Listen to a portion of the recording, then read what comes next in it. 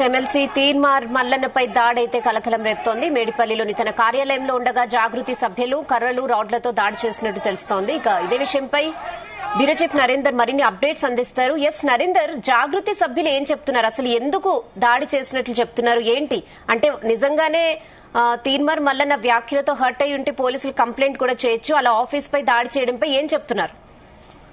Right రేనా, మనం చూసాం నిన్న తీన్మార్ మల్లన్న జహీరాబాద్ ఎదుకు వెళ్ళాడు. అక్కడ బీసీకి సంబంధించినటువంటి ఒక మీటింగ్ కు అటెండ్ అయ్యారు. అక్కడ చాలా అంశాలు కూడా మాట్లాడారు. త్వరలోనే స్థానిక సంస్థలకు ఎన్నికలకు సంబంధించినటువంటి అంశం మీద మాట్లాడారు. త్వరలోనే బీసీ పార్టీ ఒకటి రాబోతోంది, ఖచ్చితంగా బీసీలను గెలిపించుకోవాల్సిన అవసరం ఉందని ఆయన చెప్తూనే కవిత ప్రస్తావన కూడా తీసుకొచ్చాడు. కవితతో మాకేం పొత్తుంది, ఆమె బీసీ లీడర్ గానే కాదు, ఆమె అగ్రవర్ణాలకు సంబంధించినటువంటి లీడరు, ఆమెతో ఏ పొత్తు లేదు, మతం పొత్తు లేదు, ఏ పొత్తు లేదు అన్నటువంటి వ్యాఖ్యలు ఏదైతే చేశాడో ఆ వ్యాఖ్యల్ని బీఆర్ఎస్ లో ఉన్నటువంటి జాగృతి టీం తప్పుపట్టింది.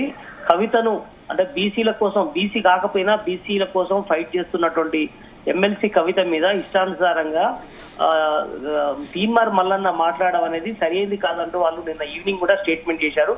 దాని తర్వాత అనూహ్యంగా తీన్మార్ మల్లన్న బోడుపల్లిలో ఉన్నటువంటి క్యూనిస్ ఆఫీస్ మీద ఆయన ఇంటి దగ్గరికి పెద్ద ఎత్తున వెళ్లారు. చాలా మంది జాగృతి కార్యకర్తలు వెళ్లారు. కవిత మీద అనుచిత వ్యాఖ్యలు ఎట్లా చేస్తావంటూ తీన్మార్ మల్లన్న ఆఫీస్ మీద గానీ ఆయన మీద దాడి చేసేందుకు వెళ్లడం జరిగింది. పదుల సంఖ్యలో అక్కడికి చేరుకున్నారు. అక్కడికి వచ్చిన తోటే మల్లన్నను అటాక్ చేసేటువంటి క్రమంలో మల్లన్న సెక్యూరిటీ సిబ్బంది కూడా కాల్పులు జరిపారన్నటువంటి సమాచారాన్ని వీళ్ళు కూడా చెప్తున్నారు. బట్ వాస్తవం మరింతగా తెలియాల్సిన అవసరం ఉంది. పోలీసులు కూడా ఒక్కొక్కరి ఆడికి చేరుకుంటున్నటువంటి పరిస్థితి అయితే మనం చూస్తున్నాం. కొంత బ్లడ్ ఇంజ్యూరీ అయినటువంటి గాయాలతో ఉన్నటువంటి ఒకరిద్దరు కనపడ్డారు. అదే సమయంలో అక్కడ గ్లాసులు పగిలాయి, అదేవిధంగా టేబుల్స్ పగిలినటువంటి విజువల్స్ కనబడుతున్నాయి.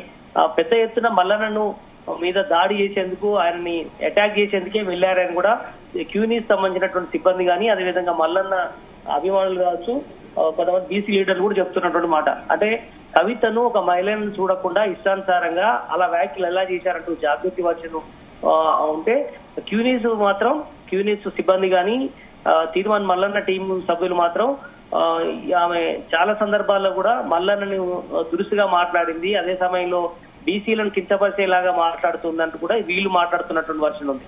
బట్ ఏదైనప్పుడు కూడా అటాక్ చేసేందుకు వచ్చినటువంటి జాగృతి లీడర్ని నిర్వహించేందుకే వాళ్ళు కాల్పులు జరిపారని కూడా వాళ్ళు చెప్తున్నారు. బట్ ఏదైనప్పుడు కూడా అది ఎన్ని రౌండ్ కలిపారు, అది ఎవరికైనా గాయాలైనాయా ఏందని కూడా తెలియాల్సిన అవసరం అయితే ఉంది. ప్రస్తుతం అయితే పరిస్థితి ఉద్రిక్తంగా ఉంది. బోడుపల్లిలో ఉన్నటువంటి ఆఫీస్ దగ్గర పోలీసులు భారీగా మోహరించారు. అటు బీసీ లీడర్లు కూడా సంఘీభావంగా తీర్మాన్ మల్లన్న దగ్గరికి వస్తున్నటువంటి పరిస్థితి అయితే ఉంది. జాగృతి వాళ్ళు కూడా చెప్తున్నారు, కవితను ఒక మహిళా లీడర్ అని చూడకుండా ఇష్టానుసారంగా ఎలా అనుచిత వ్యాఖ్యలు చేస్తారంటూ కూడా వాళ్ళ వర్షన్ కనిపిస్తుంది. మొత్తానికి 2 వర్షన్లోది డిఫరెంట్ కనిపిస్తున్నప్పుడు కూడా అటాక్ చేయడం ఎంతవరకు కరెక్ట్ అనేది ఇప్పుడు తీర్మాన్ మల్లన్న టీము చెప్తూ వస్తున్నారు.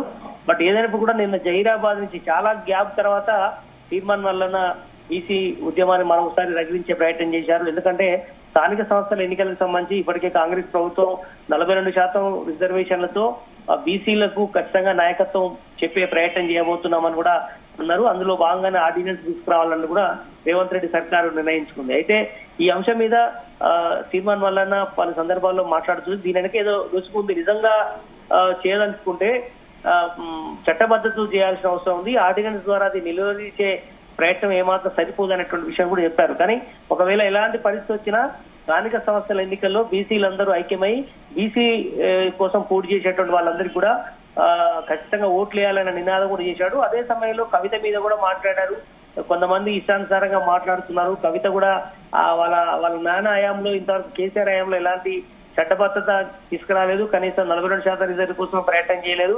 ఇప్పుడు ఈ కవితం వచ్చి బీసీల కోసం ఏదో ఉద్ధరించాలని ఈ రకంగా చేస్తుంది, మాట్లాడుతుంది, విడ్డూరంగా ఉందని కూడా మల్లన్న మాట్లాడారు. అదే సమయంలో పదం జారిందనుకోవాలా, లేదంటే ఆశలో భాగంగా ఆయనే ఆమెతో ఏ పొత్తు లేదు, మంచం పొత్తు లేదు అన్నటువంటి వ్యాఖ్య చేస్తుందో అది డబుల్ మీనింగ్ గా జాగృతి లీడర్లు తీసుకున్నటువంటి పరిస్థితి మనం చూసాం.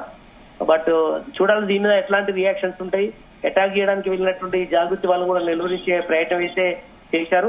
దీని మీద పోలీసులు పెద్ద ఎత్తున వచ్చారు. మల్లన్నను అటాక్ చేసే పట్ల కొంతమంది ఇటు బీసీ లీడర్లు కూడా సంఘీభావం చెప్తున్నారు.